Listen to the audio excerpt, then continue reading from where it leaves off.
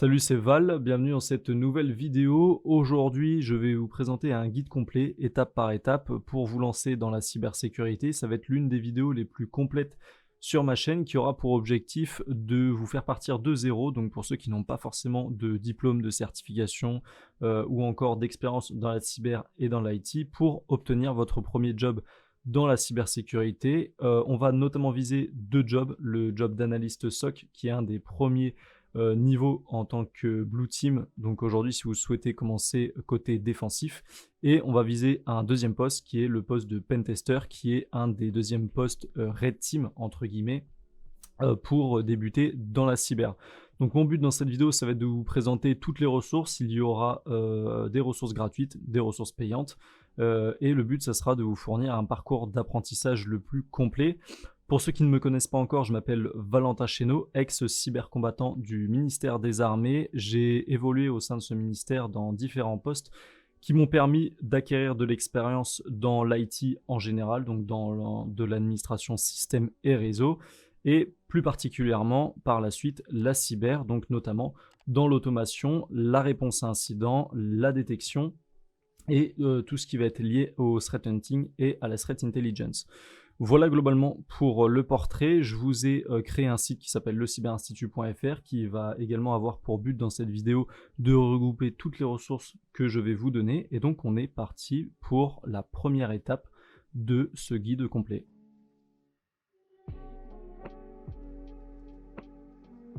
Alors avant de commencer dans la cybersécurité et de s'orienter vers des postes Blue Team et Red Team, on va d'abord s'orienter vers les bases de l'IT, donc notamment tout ce qui va être système et réseau. Ça va être hyper important puis c'est ce qui va nous permettre notamment de pouvoir dépanner et de pouvoir également comprendre comment fonctionnent les systèmes dans leur ensemble et également comment on va venir communiquer au sein d'un réseau, donc tout ce qui va être flux de données, etc.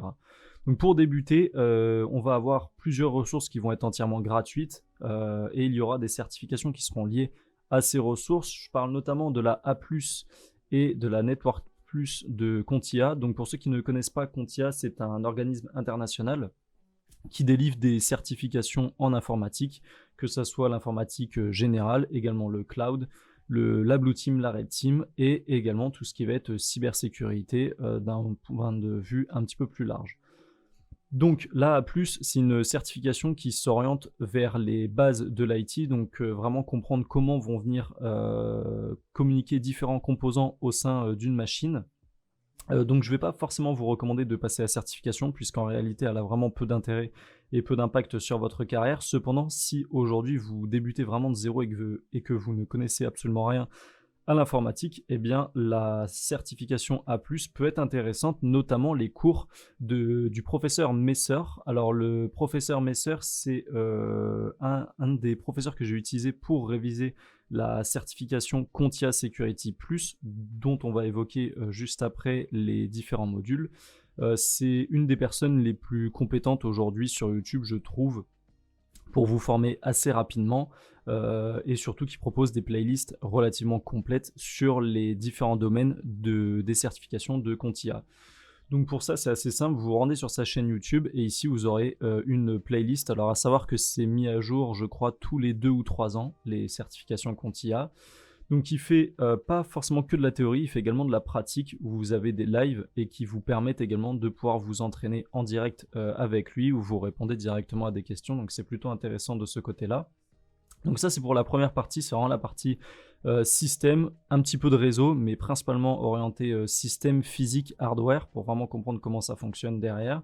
Et ensuite on passe sur la partie Network Plus, qui est vraiment cette fois-ci orientée vers le réseau. Alors pour le coup, la Network Plus peut être couplée avec la CCNA, donc la certification très connue de Cisco, que vous passez notamment quand vous faites des BTS, SEO, etc.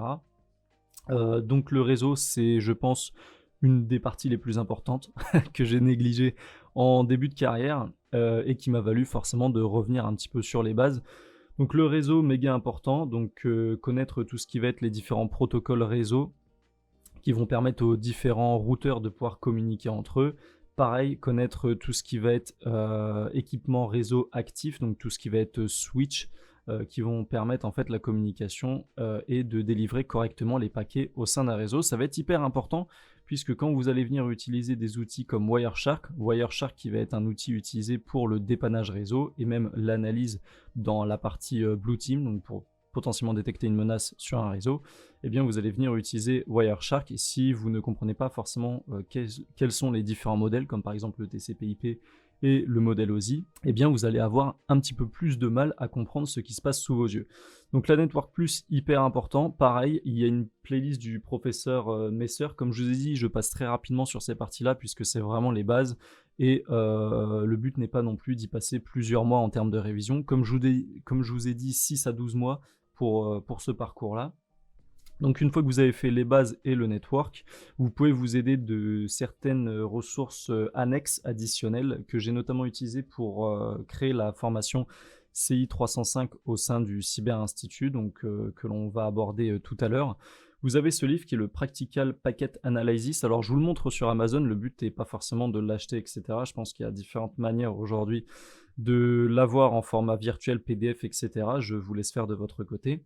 C'est un livre qui est très complet, qui aborde de manière assez bien schématisée comment fonctionnent les différents réseaux, et surtout si aujourd'hui vous souhaitez utiliser des outils comme des sondes par exemple pour la partie défensive, eh bien ça va être relativement intéressant d'aborder ce type de contenu. Donc je vous laisserai directement tous les liens, encore une fois, en description, ce qui vous permettra d'avoir vraiment tous les liens des livres, des différentes ressources, etc. que je vais vous citer. Et enfin, pour terminer sur la partie système, le plus important, c'est Windows, puisque c'est ce qu'on va venir retrouver le plus souvent dans les entreprises, notamment avec l'Active Directory. Donc vous avez la documentation officielle de Microsoft, notamment tout ce qui est partie sysinternal. Et en fait, la partie sysinternal, ils ont également sorti donc 2 livres. Vous avez donc 2 livres qui ont été créés, qui ont été récemment mis à jour, notamment avec les nouvelles versions de Windows Server. Donc encore une fois, vous pouvez très facilement les retrouver en format PDF, e-book sur Internet. Dans ces différents livres, en fait, vous allez venir aborder les différents composants de Windows, donc comment en fait va venir fonctionner Windows dans son intérieur, en fait, comment vont venir fonctionner les différents composants, les différents outils qui vont être présents sur le système que vous pourrez utiliser plus tard en tant qu'analyste SOC. Donc c'est des livres qui sont relativement assez lourds à digérer, donc là vous voyez 800 pages pour la première partie, et je crois qu'on est un petit peu plus haut, on est à 912 pages pour la deuxième, donc le but n'est pas non plus de le connaître par cœur, mais c'est une des ressources officielles les plus importantes aujourd'hui, je pense, si vous êtes analyste SOC. Mais en tout cas, ça m'a bien aidé à comprendre les différents processus qui pouvaient être lancés sur un système Windows et d'une façon plus générale, les différentes tâches qui se déroulaient en arrière-plan sur Windows. Donc voilà, donc ça c'est la suite sysinternal, je vous recommande fortement, c'est une ressource qui peut se trouver assez gratuitement sur Internet et qui est, je pense, une des ressources les plus importantes aujourd'hui si vous bossez sur les systèmes Windows. Ensuite, pour la partie système et réseau, j'ai créé une formation qui s'appelle la cybersécurité par la pratique sur le Cyber Institute. Le but de cette formation est en fait de vous compiler toutes les ressources nécessaires si aujourd'hui vous souhaitez débuter dans la cyber, donc vraiment de zéro. Donc en fait tout ce qu'on vient de voir juste avant, la partie système et réseau, eh bien je vous compile tout au sein de cette formation. Donc le but principal, ça va être de faire de la théorie, mais également de la pratique avec différents projets, et je vais y revenir tout au long de cette vidéo, mais les projets sont hyper importants si aujourd'hui vous souhaitez vous démarquer sur le marché de l'emploi dans la cybersécurité. Donc on va notamment voir tout ce qui est partie Active Directory, la partie Linux, la partie défensive réseau, donc avec notamment iptable et Docker pour faciliter le déploiement des ressources. La programmation, pareil, hyper important, vous avez plein de ressources, notamment sur Open Classroom, qui vous permettent de débuter Python qui est un des langages qui va être important si vous souhaitez faire de l'automation, donc de l'automatisation de tâches dans la partie défensive. Et ensuite, ça va être des projets qui vont être assez généralistes pour appliquer les connaissances. Donc voilà, globalement, c'est une formation que je vous recommande puisque le but ici est de gagner du temps et aujourd'hui a fait à peu près 25 heures, donc 25 heures de contenu compilé qui vous permettent d'avancer beaucoup plus vite dans votre parcours d'apprentissage. Donc voilà pour la partie base. Donc là on a vu tout ce qui était partie système, on a vu la partie réseau avec des ressources additionnelles. Maintenant on va passer à la partie un peu plus avancée qui va être la partie cyber. Alors vous avez deux choix. Pour vraiment vous orienter vers la sécurité informatique, vous avez la certification de base de Google qui est, je trouve, très complète, mais si vous avez bien suivi la vidéo que je vous avais fait sur ma chaîne, c'est une formation qui est très longue et qui est très surfacique. Donc, si vous voulez optimiser votre temps, je pense que vous pouvez passer cette certification et vous concentrer sur la Contia Security Plus. Alors en quoi, pour très rapidement revenir dessus, en quoi la formation Google va être utile, c'est si vous souhaitez utiliser les ressources pour vous faire recruter, etc., monter un CV, monter une lettre de motivation, etc. Donc ça, tout ça, on va le voir à la fin de cette vidéo, donc vous n'êtes pas forcément obligé de suivre cette formation. En tout cas, elle est intéressante, il y a certains points qui sont intéressants, notamment pour la partie gouvernance. La partie réponse à incident où il faut intervenir des intervenants en fait de différents niveaux, donc de différentes spécialités, ce qui vous permet vraiment de brosser assez large sur les différentes parties de la cyber. Donc c'est une formation que je vous recommande, mais si vous souhaitez optimiser votre temps et passer le moins de temps possible à vous former et à obtenir le plus rapidement votre job, c'est pas forcément une certification que je vais venir vous recommander en premier lieu.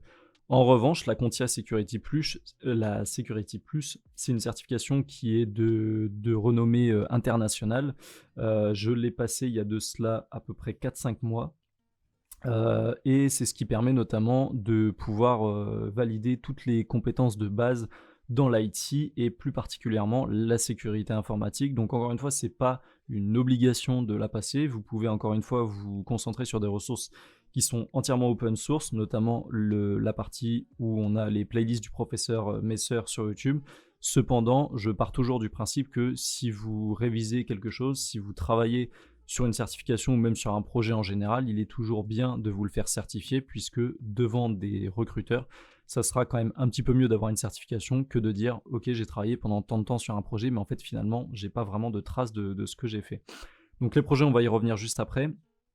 Pour moi, les certifications sont quand même relativement importantes, surtout dans le côté de l'IT où on a cette chance de pouvoir passer des certifications relativement facilement depuis chez nous.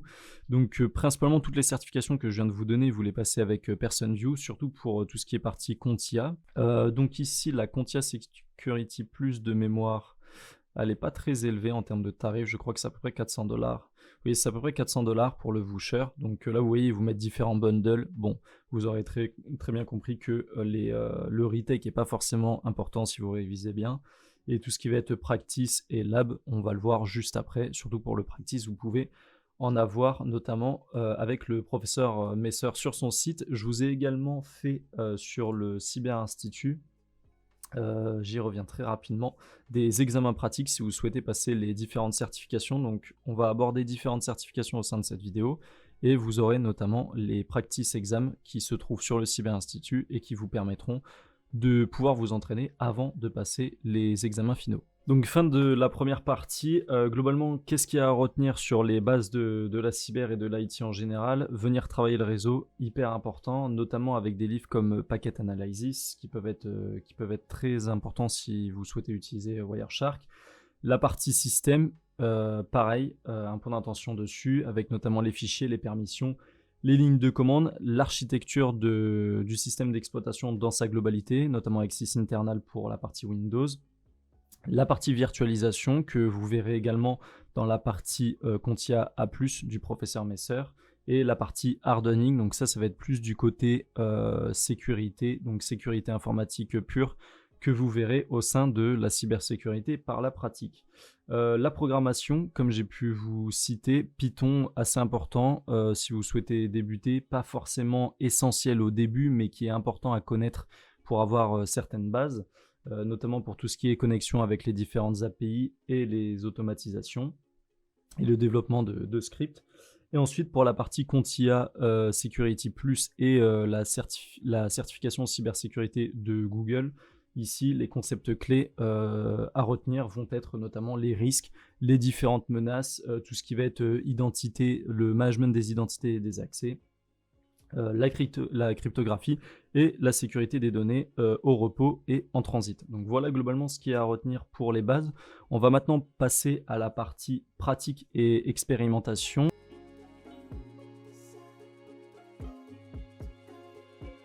On passe maintenant à la partie Home Lab. Donc ce qu'on va appeler le Home Lab, c'est tout ce qui va être mise en pratique et expérimentation. Pour ça, vous avez à peu près 3 plateformes que je vais vous recommander. La toute première étant Try Avec Me, qu'on a déjà pu voir au sein de cette chaîne YouTube, notamment pour la partie SIEM et la partie investigation avec Splunk.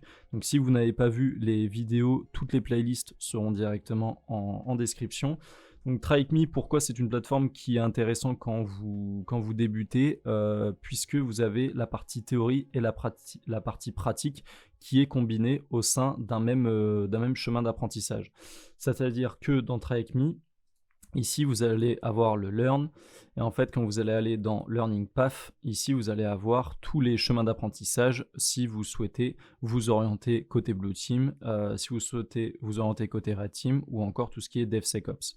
On va y revenir un petit peu plus tard. Je vous recommande pas forcément de faire les Learning Paths en entier, puisque sinon ça n'a pas réellement de sens. Le but n'est pas de collectionner des certifications, etc. Le but est de comprendre ce que vous faites et d'avoir un apprentissage assez holistique, d'avoir une vue assez générale sur ce que vous apprenez au quotidien dans votre parcours d'apprentissage. Donc vous voyez également qu'ils ont sorti des certifications. Alors les certifications qu'ils ont sorties, c'est principalement lié à leur nouvelle plateforme, en tout cas à l'heure où je vous tourne cette vidéo, peut-être que ça évoluera dans le temps. Mais ils ont créé une nouvelle plateforme qui s'appelle la SOC Simulator. Et en fait, c'est un simulateur d'alerte en fait en temps réel, comme si vous étiez dans un SOC. Et le but, c'est de venir traiter ces événements de sécurité. C'est pas forcément hyper incroyable, je trouve, à tester. Et la certification étant liée principalement à ce système-là, je ne vous la recommande pas forcément. Donc, pour la partie Blue Team, par exemple, je vais vous prendre l'exemple de la partie Blue Team. Ce qui peut être intéressant à regarder, c'est la partie Mitre, la partie du Yara et du MISP, et ensuite tout ce qui va être partie sysinternal, comme on a pu évoquer juste avant. La partie Wazoo, si vous souhaitez vous orienter sur un SIEM open source hyper polyvalent et hyper puissant dans sa globalité.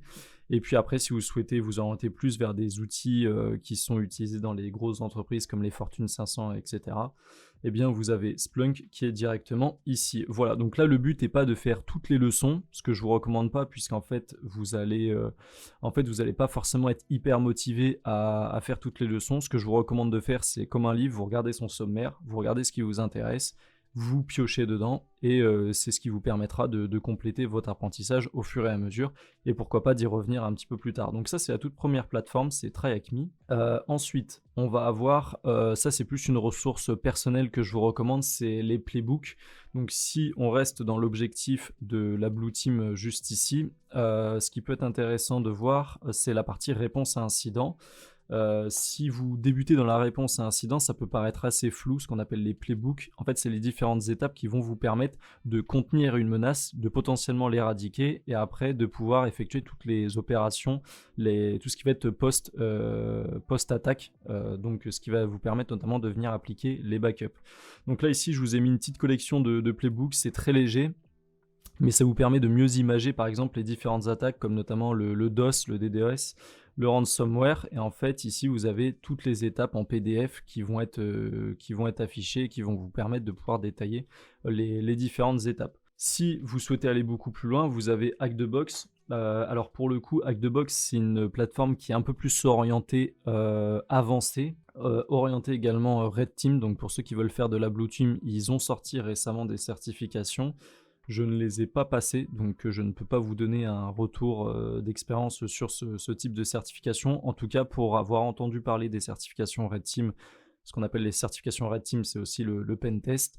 C'est plutôt propre en termes de qualité, donc vous pouvez vous orienter dessus. Donc Hack the Box, un site relativement bien avancé si vous souhaitez aller un petit peu plus loin dans votre apprentissage et dans votre mise en pratique. Encore une fois, toutes les plateformes que je vous présente, le but c'est de faire ça petit à petit et de pas vous dire ok je dois réaliser X rooms sur Hack the Box et X rooms sur Try Avec Me. Faites ça au fur et à mesure et ne vous mettez pas de pression à réaliser 10 ou 20 box d'un seul coup. Pour la partie Hack the Box et la partie Try Avec Me, ce qui est intéressant, c'est pas forcément de réaliser les rooms, c'est la partie, par exemple, donc on va prendre la partie red teaming pour changer et on va aller dans la partie bypassing UAC. Alors je sais pas si on va y avoir accès directement, si on y a accès. Ce que je vous recommande de faire, c'est, on va y revenir un petit peu plus tard, c'est de documenter votre room. Donc là actuellement, quand vous allez débuter votre room, vous allez devoir rentrer des mots de passe, etc. Donc pour valider votre challenge. Ce que je vous invite à faire, c'est le noter sur Notion ou Obsidian, etc. Donc c'est des outils qu'on va voir juste après et c'est ce qui va vous permettre de documenter votre avancée en fait. Ensuite, les notes que vous aurez pu prendre tout au long de votre apprentissage, eh bien vous les envoyez directement sur Medium et vous en faites un article de blog, ce qui pourra notamment vous servir à les partager avec vos recruteurs le jour où vous arriverez directement en entretien d'embauche. Donc voilà globalement comment il faut utiliser les plateformes de mise en pratique. Donc le but n'est pas non plus de les utiliser et de passer toutes les certifications possibles et inimaginables, de passer tous les learning paths. Le but est aussi de documenter, de comprendre ce que vous faites.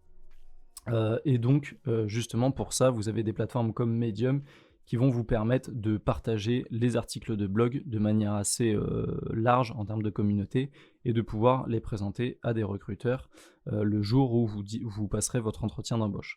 Donc voilà globalement, pour Hack the Box, si vous voulez un petit peu plus d'aide, c'est IPsec, c'est une chaîne qui sort continuellement des vidéos sur Hack the Box, qui réalise des rooms. Et donc bah là exactement même principe, vous pouvez suivre les vidéos si par exemple vous avez un peu plus de difficultés sur Hack the Box, et une fois que vous avez réalisé les box, eh bien vous pouvez directement les write up sur Medium, bien sûr en cachant les différentes solutions, mais le but principal étant de documenter et de comprendre les différentes méthodologies de l'attaquant et de la partie défensive. Et enfin, pour terminer sur la partie Blue Team, puisque vous aurez compris que sur cette chaîne, on fait principalement de la Blue Team, pour vous aider, vous avez une des plateformes qui est notamment recommandée lorsque vous faites la BTL1. Donc encore une fois, si vous n'avez pas vu les vidéos de présentation des différentes certifications que je vais venir évoquer dans cette vidéo, je vous recommande d'aller les voir directement sur ma chaîne. Donc la BTL1 se base sur une plateforme qui s'appelle la Blue Team Labs Online. Donc c'est des labs en ligne, un peu comme Hack the Box et Try Avec Me, qui sont principalement orientés Blue Team et sur des cas pratiques réels. C'est très performant, ça fonctionne super bien. Et donc si vous souhaitez directement vous prendre un abonnement ou même faire les toutes premières rooms qui sont gratuites, eh bien c'est une plateforme que je vous recommande. Et si vous souhaitez aller un petit peu plus loin, vous avez la plateforme Cyber Defender qui, là pour le coup, va être à un niveau un petit peu plus au-dessus et va être sur un apprentissage un petit peu plus long. Donc déjà, l'accès coûte relativement cher. Donc je vais vous présenter la certification juste après. Mais si vous souhaitez aller plus du côté pratique avancé, je vous recommande cette plateforme. Mais encore une fois, vous allez mettre beaucoup de temps. Actuellement, j'ai un abonnement et j'ai même pas terminé 20% de tous les labs pratiques qui sont sur cette plateforme. Donc encore une fois, je pense que Cyber Defender, c'est intéressant plus quand vous commencez à rentrer dans un job d'analyste SOC et que vous souhaitez vous améliorer sur certains points, notamment la détection et la threat intel. Donc on a terminé la partie mise en pratique et expérimentation. Donc qu'est-ce qui est à retenir principalement, c'est de noter vos expériences. Donc là actuellement vous allez utiliser des plateformes pour venir mettre en pratique vos compétences. Vous allez forcément avoir des échecs, vous allez mettre en place des projets, tout ça hyper important, il faut le documenter parce que ça peut être utile pour votre CV et pour votre portfolio et donc à la fin vers notre objectif qui sont les entretiens d'embauche. Donc ce que je vous recommande de faire, c'est de tout documenter, toutes les rooms, toutes les box que vous pouvez faire sur Hack the Box, Try Avec Me, etc. Vous documentez tout, vous mettez des captures au fur et à mesure que vous réalisez votre box, vous mettez des captures d'écran et vous documentez tout le long de votre apprentissage. C'est ce qui vous permettra notamment de pouvoir mettre en valeur ce type de projet lors d'un entretien d'embauche.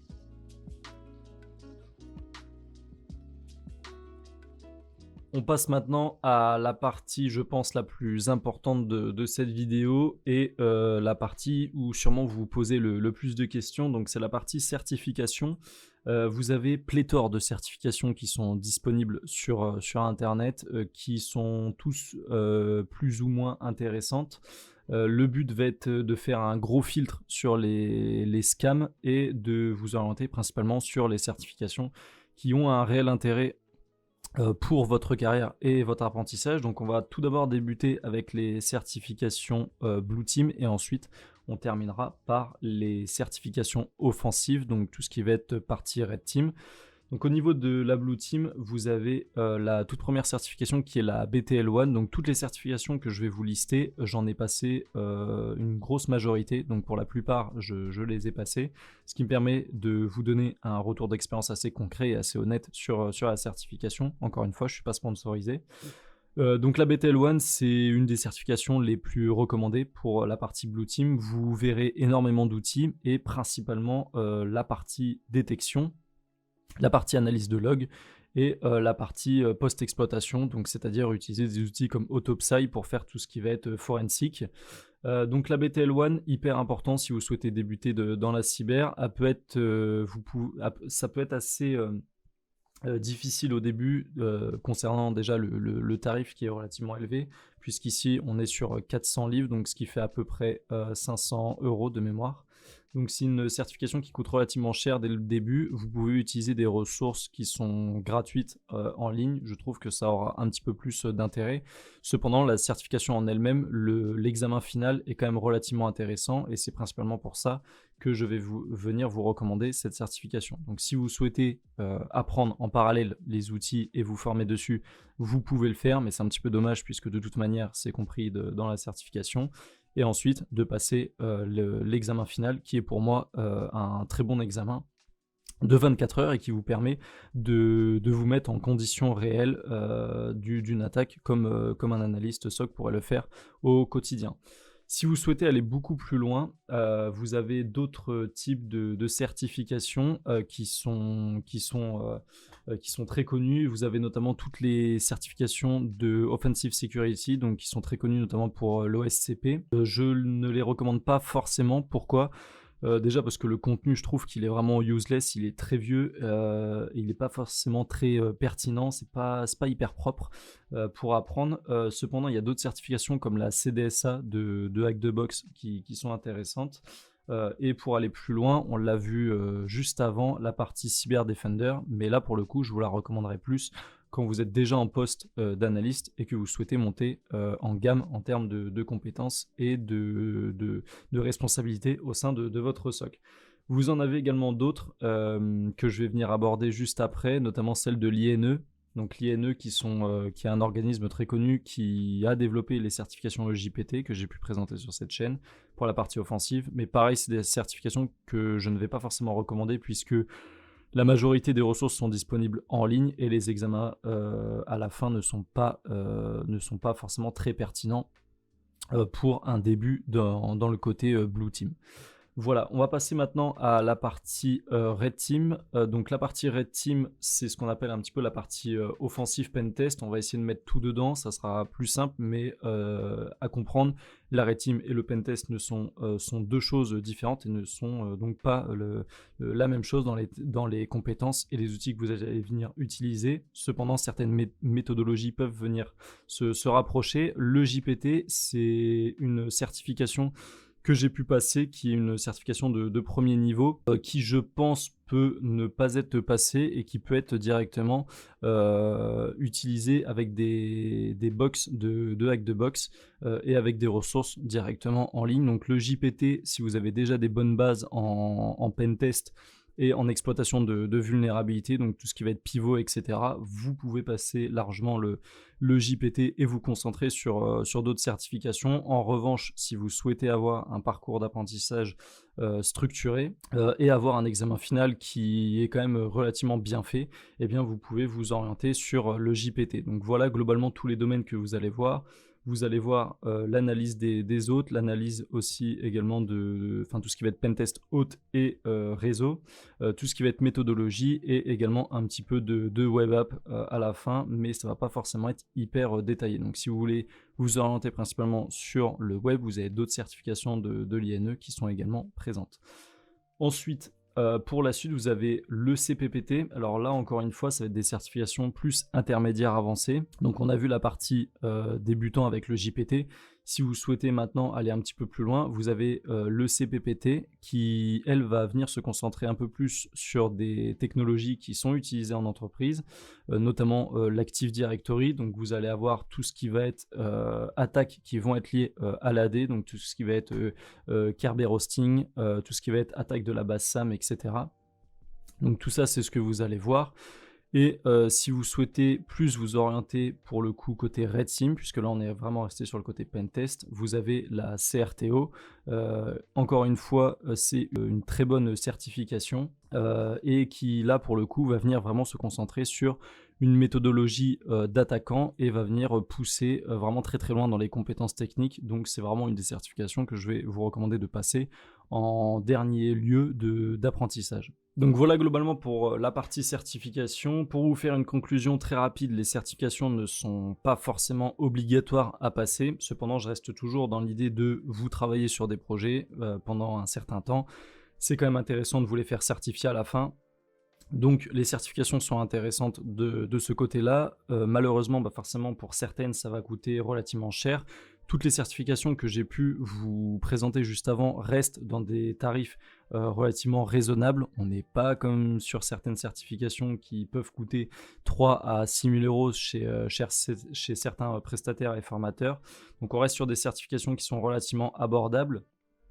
Si vous souhaitez aller beaucoup plus loin du côté Blue Team et notamment dans la partie reverse, donc tout ce qui va être malware, etc., donc vraiment sur la partie recherche, eh bien vous avez la PMRP qui, elle, est orientée principalement et exclusivement sur le malware, mais son coût va être un petit peu plus élevé, donc vous avez celle-ci.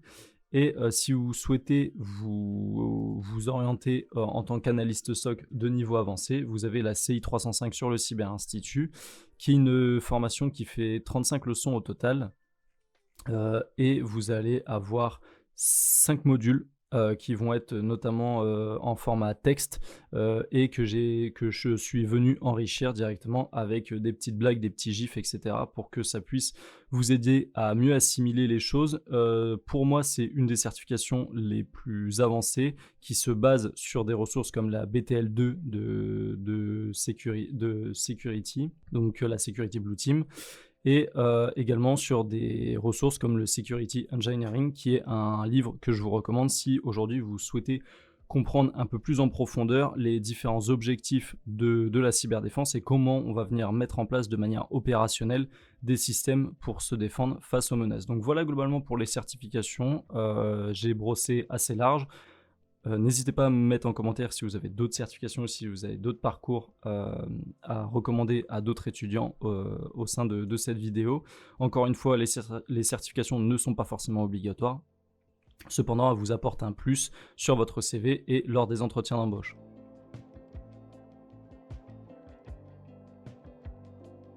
On passe maintenant à la partie CV, donc c'est vraiment une des dernières parties de votre parcours d'apprentissage. Il n'est pas terminé, mais vous avez déjà fait une très grosse partie, surtout si vous arrivez au niveau des certifications, ça veut dire que vous êtes à peu près à 80-90% d'avoir terminé votre parcours d'apprentissage. Donc pour rappel, ça vous prend entre 6 et 12 mois.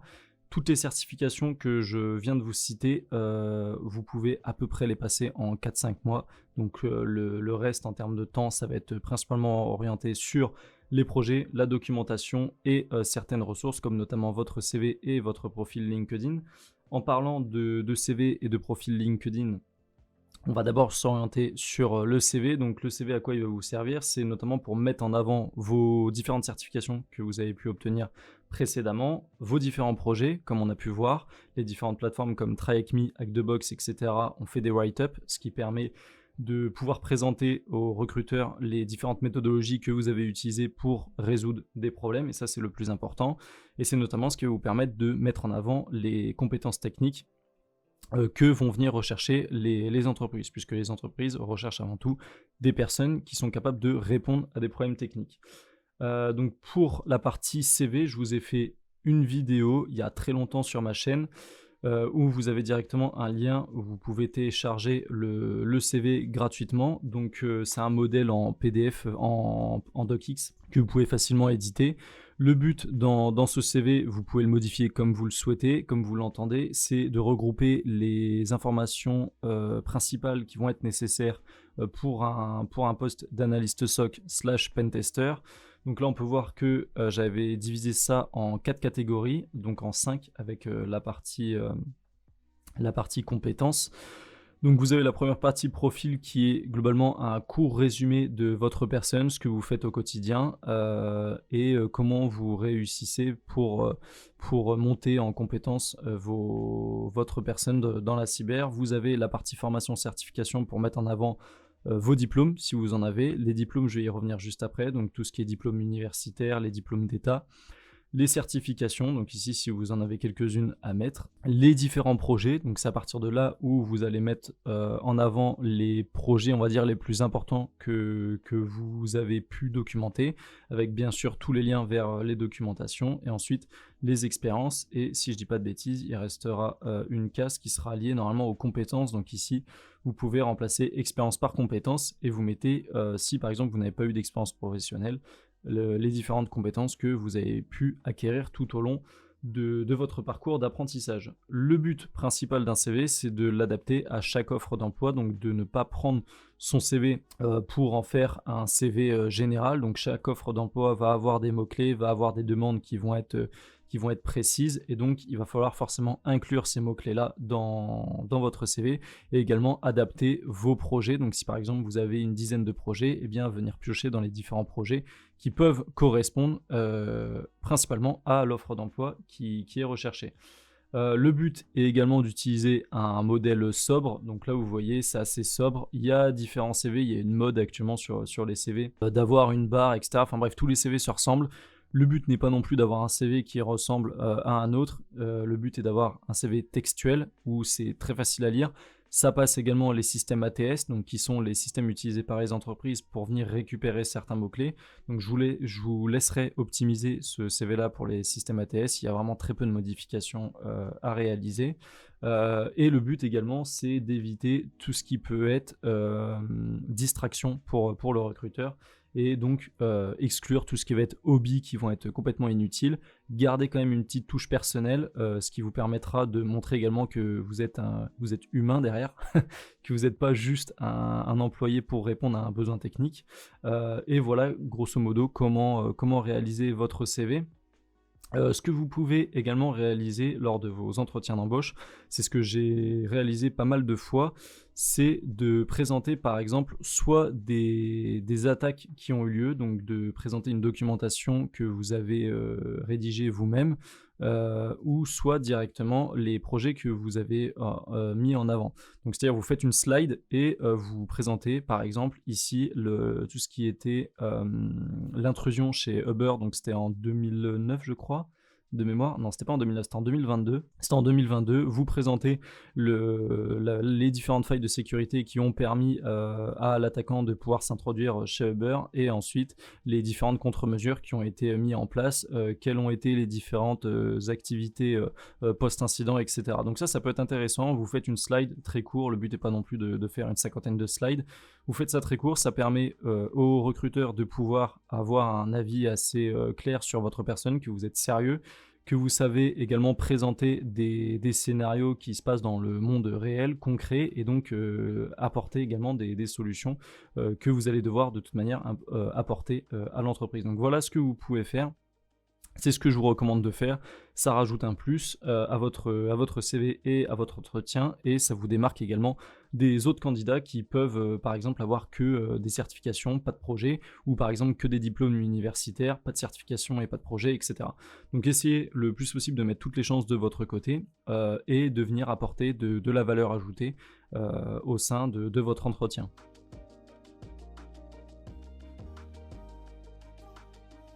On passe maintenant à la dernière étape de votre parcours de 6 à 12 mois d'apprentissage et juste après, j'évoquerai les différentes questions que vous pouvez encore vous poser.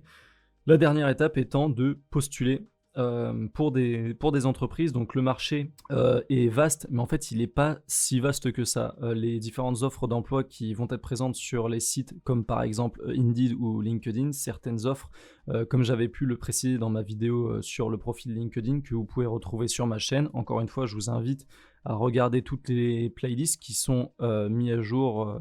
Qui sont mis à jour très régulièrement et qui vous permettent de vous proposer des vidéos qui sont actualisées.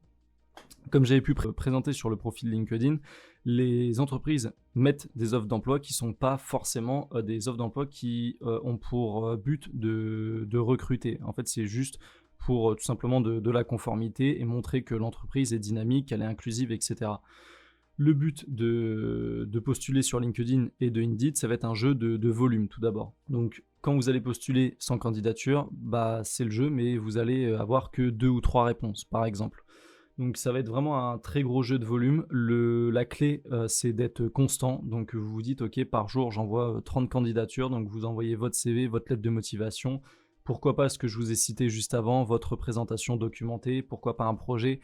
Faites en sorte que ça soit un petit peu plus, que ça soit moins généraliste et que ça se démarque des autres. Donc comme je vous ai dit, apporter de la valeur ajoutée, c'est le plus important. C'est ce que font les entreprises, elles apportent de la valeur ajoutée à leurs clients. Eh bien, vous faites exactement la même chose. Si vous souhaitez vous faire recruter par une entreprise, vous ajoutez de la valeur à votre profil et c'est ce qui vous permettra de vous faire recruter plus facilement. Au départ, les postes que vous allez pouvoir postuler, si vous débutez vraiment dans la cyber, ça va être des postes de helpdesk. Donc ce qu'on appelle le helpdesk, c'est des postes de téléphonie. Donc en fait, vous répondez à des appels pour du dépannage informatique, etc. Donc ça, c'est les postes les plus courants qu'on peut voir dans l'informatique. Le but est de sortir très rapidement de ce type de poste, de faire max 1 an et ensuite de sortir et de vous orienter plus sur des postes d'admin système et réseau et pourquoi pas de vous orienter directement sur des postes dans la cyber. Donc vraiment, gardez toujours cet objectif d'être constant. Pourquoi pas vous rendre à des meet-ups. Donc ce qu'on appelle des meet-ups, c'est notamment des forums comme le FIC en France. Vous avez également le hack, donc tout ça c'est des concours, c'est des forums et des concours qui sont mis en place pour vous challenger, donc que ce soit au niveau social mais également au niveau technique, puisqu'il y a également des workshops. Et de temps en temps, donc étant passé par le ministère des Armées, vous avez également de temps en temps des challenges de la DGSE qui sont en ligne et qui vous permettent d'aller un petit peu plus loin dans vos compétences techniques. Donc c'est ce que je vous recommande de faire, pas forcément tout le temps. Encore une fois, le but n'est pas d'être bon partout, mais d'être spécialisé, de savoir de quoi vous parlez. Et ça, c'est hyper important de pas trop s'éparpiller un peu à droite à gauche. Donc faites comme vous le sentez, mais principalement, ce qui est à garder en tête quand vous postulez, c'est soyez constant. Allez directement envoyer des messages dans les départements qui vous intéressent, donc je parle des départements d'entreprise, et c'est ce qui vous permettra de vous mettre en relation plus facilement, par exemple avec les managers, les RH, qui sont les premières barrières quand vous allez vouloir obtenir un poste dans la cyber ou d'une façon plus générale dans l'IT.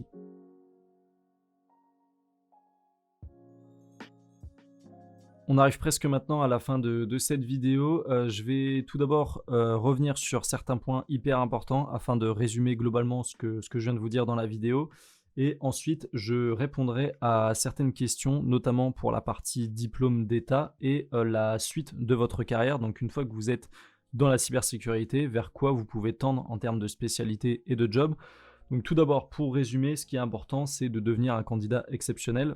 Pour ça, il ne vous suffit pas de savoir faire du reverse, etc., de connaître, de parler couramment l'assembleur. Le but est tout simplement de maîtriser ce pourquoi vous vous êtes entraîné. Et donc, pour ça, il va vous falloir passer par des plateformes, comme je vous ai dit, comme TryHackMe, Hack2Box, vous documenter, vous envoyer tous vos projets, soit sur GitHub, si vous faites des projets vraiment perso de A à Z, from scratch, ou soit si vous passez par des plateformes comme TryHackMe et Hack2Box, vous mettez directement vos articles de blog sur Medium, ou soit vous montez un site, mais le but n'est pas non plus de partir dans l'administration de site, etc. Le but est vraiment d'être le plus rapide possible et d'être le plus efficient.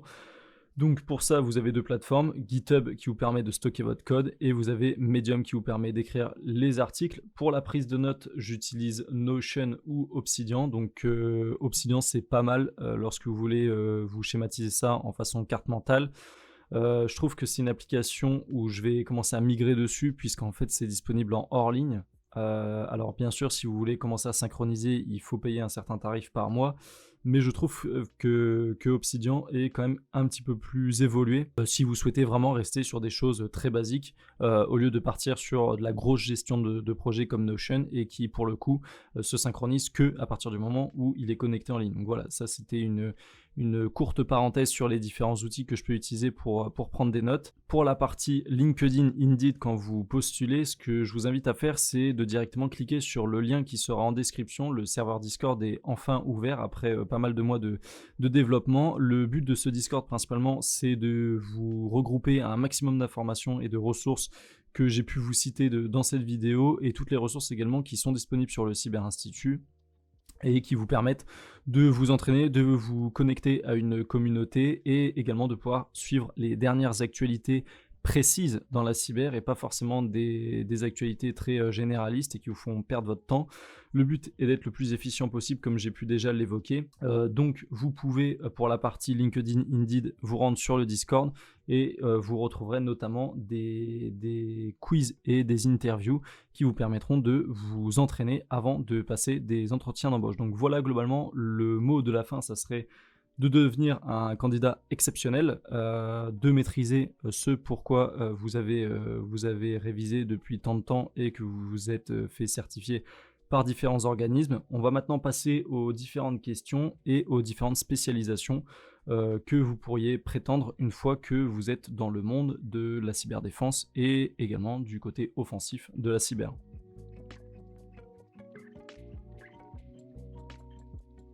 Alors, une des questions qui revient souvent au sein du Cyber Institut, c'est est-ce que vous avez besoin d'un diplôme d'État pour débuter dans la cybersécurité? Alors encore une fois, tout dépend du pays dans lequel vous allez postuler. On va d'abord se concentrer sur la France, qui est très orientée vers les diplômes. Et donc, forcément, si c'est très orienté vers les diplômes, eh bien, vous devez vous adapter au marché de l'emploi et c'est pas le marché de l'emploi qui va s'adapter à vous.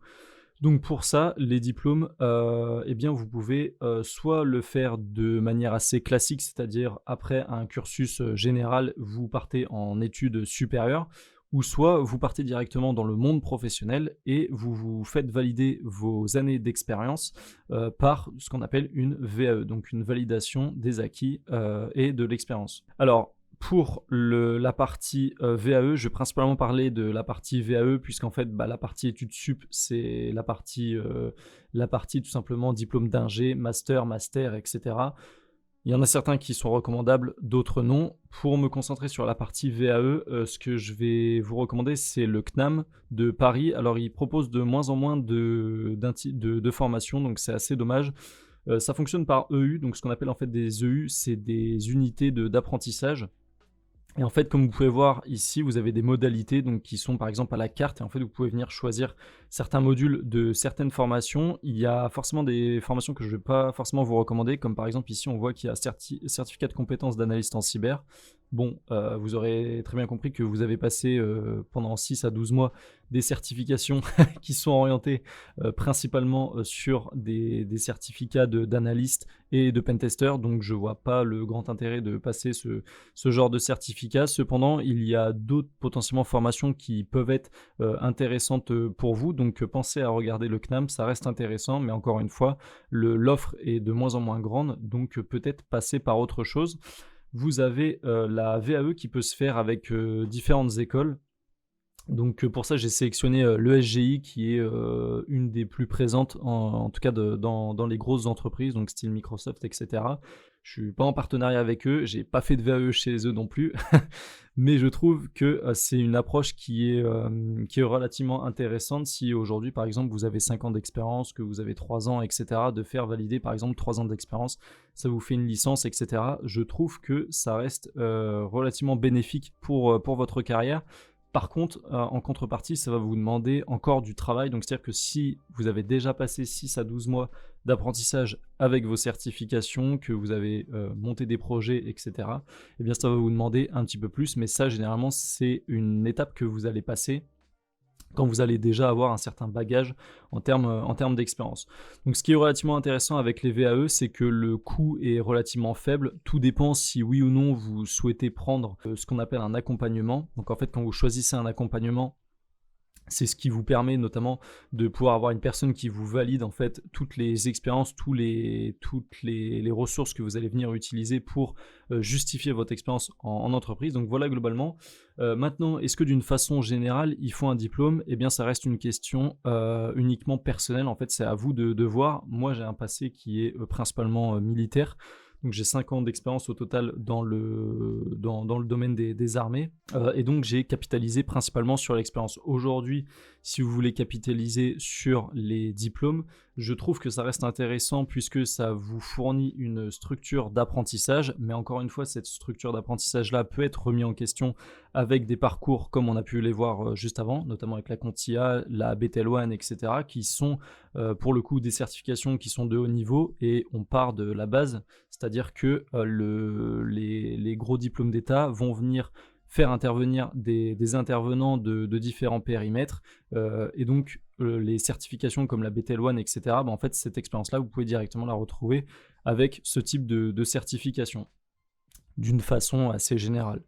Ce qui va être, je pense, ce qui va faire qu'un diplôme va se démarquer de certifications comme la BTL1, etc., c'est qu'avec un diplôme, bah, vous allez avoir tout simplement des stages, des alternances qui vont vous permettre de rentrer concrètement dans le monde du travail, donc d'avoir vraiment une expérience professionnelle. Donc ça, c'est ce qui reste intéressant.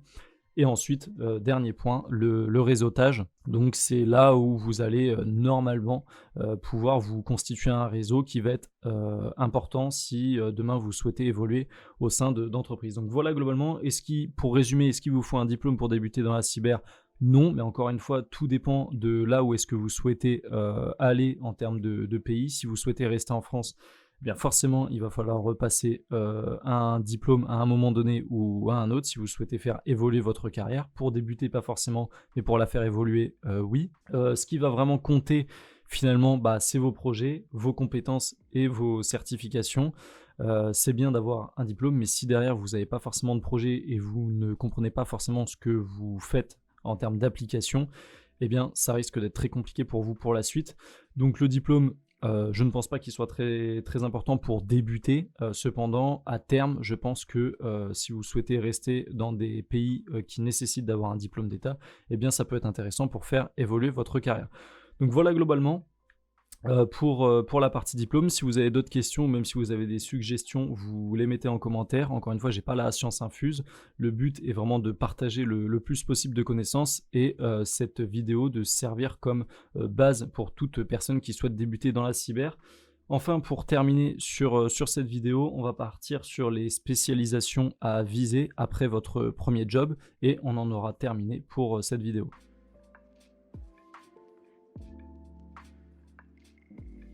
On passe maintenant à la dernière partie qui va être la partie spécialisation. Donc aujourd'hui, on part du principe que vos 6 à 12 mois d'apprentissage se sont bien passés, que vous avez réussi à postuler dans une entreprise, que vous avez un job qui vous plaît, que vous êtes content d'aller au travail tous les matins et que vous souhaitez faire évoluer votre carrière au sein de cette entreprise ou pourquoi pas d'une autre entreprise. Donc pour ça, vous avez différentes spécialisations dans la cyber. On part du principe que vous êtes analyste SOC et pentester, qui est l'objectif principal de cette vidéo. Pour la partie analyste SOC, vous pouvez vous orienter vers la partie détection, threat intel, automatisation. Donc pour la partie détection, c'est à partir d'ici où vous allez venir faire évoluer un peu plus vos compétences techniques, le but étant de créer des règles de détection et de pouvoir faire évoluer votre périmètre de détection dans l'entreprise. C'est-à-dire qu'aujourd'hui, peut-être que l'entreprise a des blind spots, donc ce qu'on appelle des angles morts sur certains périmètres de la chaîne Mitra-Attack.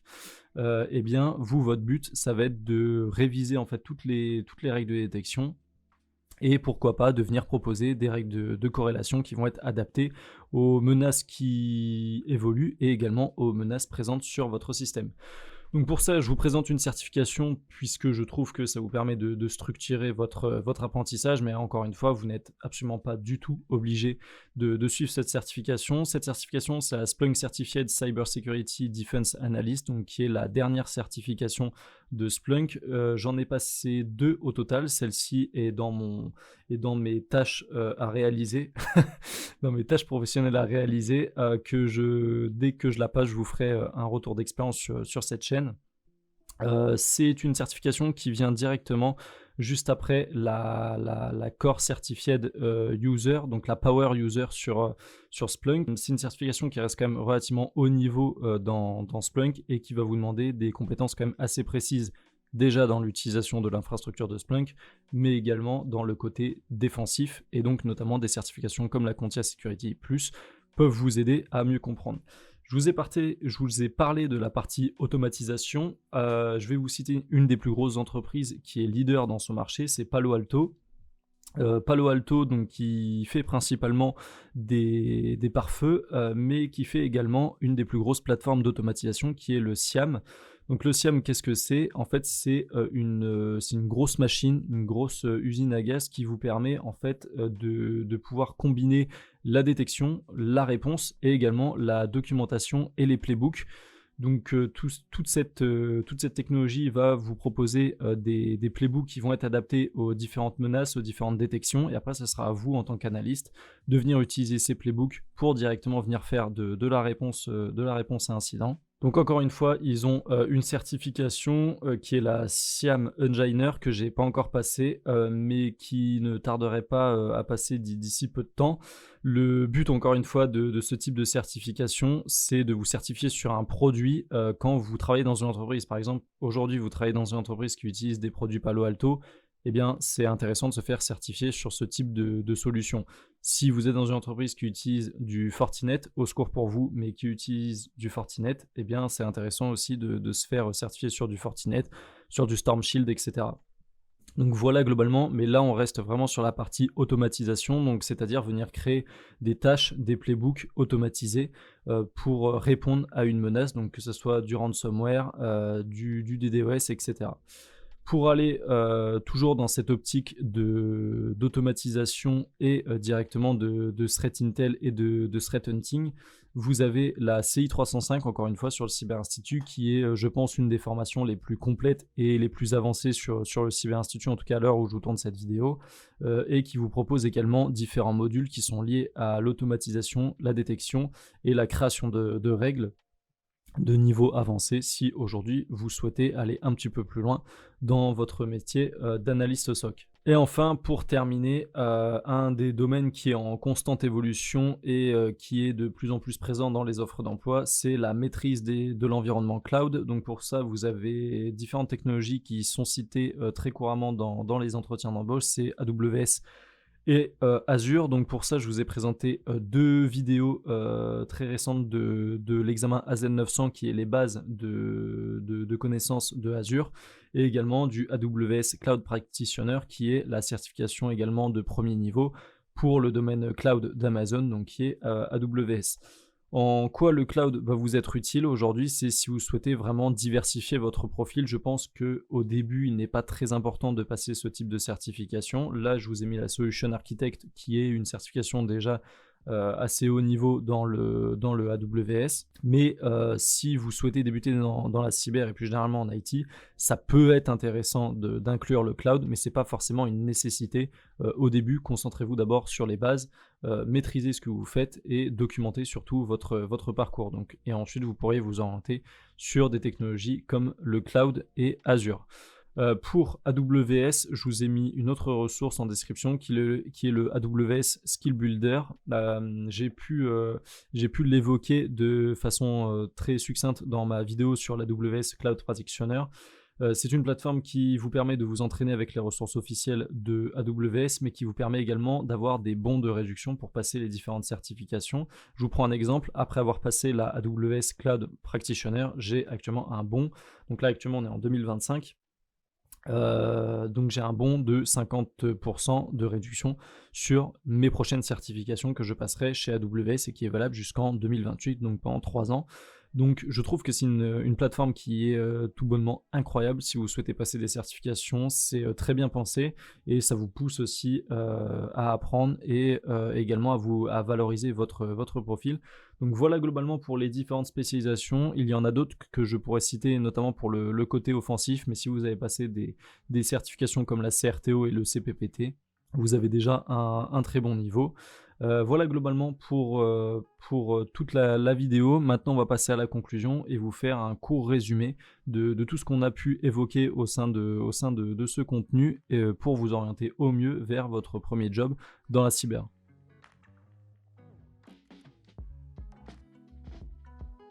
On arrive maintenant à la fin de cette vidéo, donc ça aura été une vidéo relativement longue mais condensée d'informations hyper importantes si vous souhaitez débuter dans la cyber. Vous avez maintenant toutes les clés pour pouvoir obtenir votre premier job, donc encore une fois que ce soit en tant qu'analyste SOC qui est un des premiers jobs dans la Blue Team ou pentester pour le côté offensif.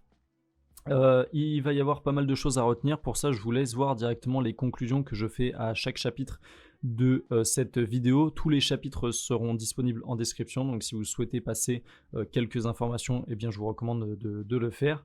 Les différentes informations à retenir et les plus importantes sont tout d'abord la discipline et la régularité, le but étant d'être constant dans votre apprentissage. Vous pouvez faire peu de choses, mais le but est de faire le plus longtemps possible et sur une période de temps adaptée également à votre emploi du temps. Donc comme je vous ai dit, 6 à 12 mois d'apprentissage, c'est largement suffisant pour obtenir toutes les compétences et connaissances nécessaires pour obtenir votre premier job. Créez-vous une routine hebdomadaire, donc par exemple vous vous dites ok, le lundi je fais du script, le mardi je fais du réseau, etc. Les 3 pour moi leviers qui vont être importants, donc vous allez avoir la connaissance, la certification et enfin le réseau. Donc c'est vraiment pour moi les bases. Donc quand je parle de réseau, je parle bien de tout ce qui va être protocole, etc. C'est vraiment les bases des bases et si vous avez ces bases-là, vous pouvez que bien débuter dans la cyber. Les certifications, encore une fois, ne sont pas forcément obligatoires. Cependant, ça vous permet de mettre en valeur votre profil et de pouvoir combiner toutes les ressources nécessaires pour une structure d'apprentissage complète. Et enfin, les connaissances, c'est tout simplement ce que vous allez mettre en place dans les différents projets que vous aurez documentés sur GitHub ou encore sur Medium. Donc ça, c'est vraiment les choses les plus importantes. Bien sûr, vous allez avoir des échecs, j'en ai connu également, comme dans tout. Pour résumer, globalement, le premier job à la fin de cette vidéo sera largement atteignable si vous souhaitez rejoindre la cybersécurité. C'était tout pour cette vidéo. N'oubliez pas que vous avez tous les liens en description. Vous pouvez également nous rejoindre au sein du Cyber Institut via directement le site ou également le Discord pour suivre des conseils de la communauté et pour pouvoir également vous entourer de personnes qui souhaitent aller vers le même objectif. J'espère que cette vidéo vous aura plu, qu'elle vous aura aidé à y voir un petit peu plus clair dans le paysage un petit peu sombre de la cyber. Je vous retrouve pour un prochain épisode. C'était Val, prenez soin de vous. Ciao ciao.